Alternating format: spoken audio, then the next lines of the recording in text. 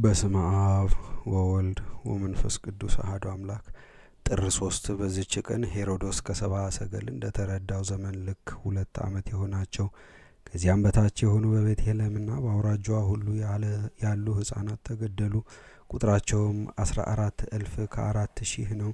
እነርሱም ከሴቶች እንደተወለዱ ንጹሐን የሆኑ ናቸው። በከበረ ወንጌል እንደተነገረው ሰብአ ሰገልም ከሄዱ በኋላ እነሆ ሄሮዶስ ሕፃኑን ሊገድለው ይሻዋልና ተነሳ፣ ሕፃኑንና እናቱን ይዘህ ወደ ምድረ ግብጽ ሽሽ፣ ተመለስ ብዬ እስከምነግርህም ከዚያ ኑር ብሎ የእግዚአብሔር መልአክ ለዮሴፍ በሕልም ነገረው። እርሱም በሌሊት ተነስቶ ሕፃኑንና እናቱን ይዞ ወደ ግብጽ ሄደ። ሄሮዶስ እስቲሞትም ድረስ በዚያ ኖረ። ከእግዚአብሔር ዘንድ ልጄን ከግብጽ ጠራሁት ተብሎ በነቢይ የተነገረው ይፈጸም ዘንድ ከእነዚህ ውስጥ የክብር ባለቤት ጌታችን ክርስቶስ አንዱ እንደሚሆን ሄሮዶስ አስቧልና። ጌታችንም ስራውን ሁሉ ከብቻዋ ከኃጢአት በቀር ሰራ። በረቀቀ ጥበቡም ከሄሮዶስ ፊት ሸሸ። ሄሮዶስ አግኝቶት ሊገድለው ቢያስብ ያለ ጊዜው መግደል ባልተቻለውም ነበርና ሰነፎች ሰዎች ሰው መሆኑን ምትሃት ነው ብለው ባሰቡ ነበረ።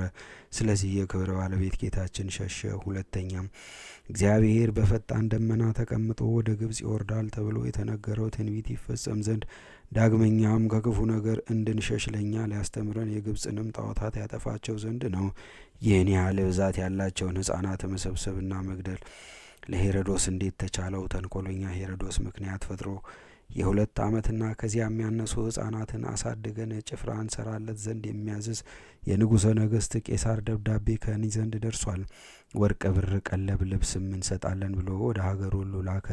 ስለዚህም ከእናቶቻቸው ጋር ተሰበሰቡ። ያን ጊዜ ከእርሱ ዘንድ 1200 ወታደሮችን አውጥቶ በተራራ ላይ አረዷቸው። ነቢይ ኤርምያስም የተናገረው ተፈጸመ። ራሔል ስለ ልጆቿ ስታለቅስ ብዙ መከራ፣ ጩኸት፣ መተውን፣ መጽናናትን እንቢ አለች። ልጆቿ ልጆችን አልሆኗትምና። ዮሐንስም በራእዩ እንዲህ አለ። በታላቅ ቃል ጮኹ፣ የተመሰገንህ እውነተኛ አቤቱ እስከ መቼ ነው? ስለ ደማችን ተበቅለ በምድር ላይ በሚኖሩ ሰዎች አትፈርድባቸውምን? አሉ። ከእነርሱም ወገን ለእያንዳንዱ ብሩህ ልብስ ሰጥተው እንግዲህ ጥቂት ቀን ረፉ አሏቸው። እንደ እነርሱ ላሉ ለእግዚአብሔር ባለሟሎች እንደ እነርሱ ይሞቱ ዘንድ ያላቸው ወንድሞቻቸው እስከሚፈጸሙበት ቀን ድረስ እንዲህ የሊህን ሕፃናት ነፍሳቸውን አይቷልና። ዳግመኛም እንዲህ አለ። በዙፋኑ ፊት በ4 እንስሶችና በ24 አለቆች ፊት አዲስ ምስጋና ያመሰግናሉ።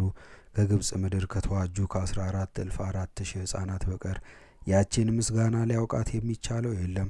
እነርሱም ከሴቶች እንደተወለዱ ንጹሐን የሆኑ ናቸው። ለእግዚአብሔርም ምስጋና ይሁን፣ በረከታቸውም ከእኛ ጋር ትኑር ለዘላለሙም አሜን።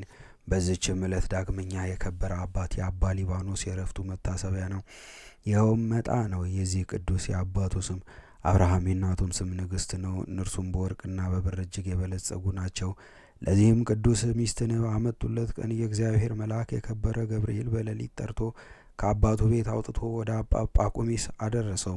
በዚያም መነኮሰ። ከዚህም በኋላ ወደ ኢትዮጵያ ሂዶ እየተጋደለ ብዙ ዘመን ኖረ። ድንቅ ታምራትንም በማድረግ ከአለት ውሃን አፍልቋልና በሽተኞችንም አድኗልና የክብር ባለቤት ጌታችንንም አገልግሎና ደስ አሰኝቶ በሰላም አረፈ።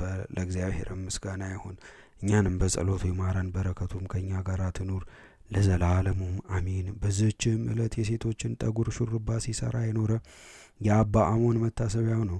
እንዲህ ባለ ስራም ሲኖር የኃጢአት ማዕበል ሊያሰጥመው አልቻለም። በረከቱም ከእኛ ጋር ትኑር ለዘላለሙ አሜን።